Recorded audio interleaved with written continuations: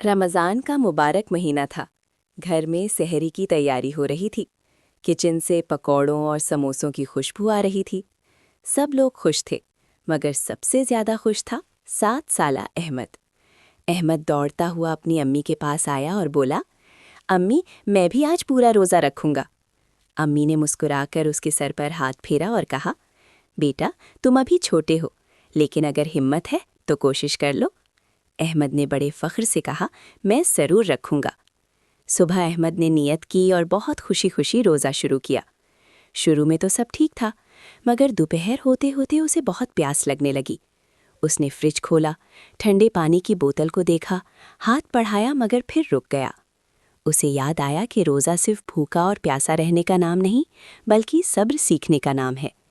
अहमद ने आहिस्ता से बोतल वापस रख दी और मुस्कुरा कर बोला, मैं सब्र करूंगा, क्योंकि अल्लाह मुझे देख रहा है।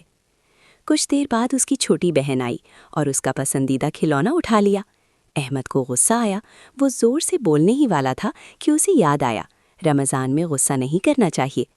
उसने गहरी सांस ली और नरमी से कहा, कोई बात नहीं, तुम खेल लो। अम्मी दूर से ये सब देख रही थीं।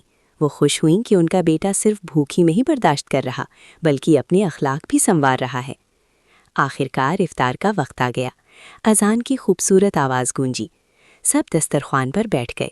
अब्बू ने अहमद की तरफ देखा और पूछा, माशाल्लाह अहमद, क्या तुमने वाकई पूरा रोज़ा रखा? अहमद ने खुशी से जवाब दिया, जी अब्बू, मैंने सब्र भी किया और गुस्सा भी नहीं किया। अब्बू ने उसे गले लगा लिया और कहा, बेटा, असल रोज़ा यही है। उस दिन अहमद ने सीख लिया कि रमज़ान हमें सिर्फ भूख और प्यार बर्दाश्त करना नहीं सिखाता, बल्कि सब्र, मोहब्बत और अच्छे अखलाक भी सिखाता है। और जो बच्चा आज सब्र सीख लेता है, वो कल एक अच्छा इंसान बनता है।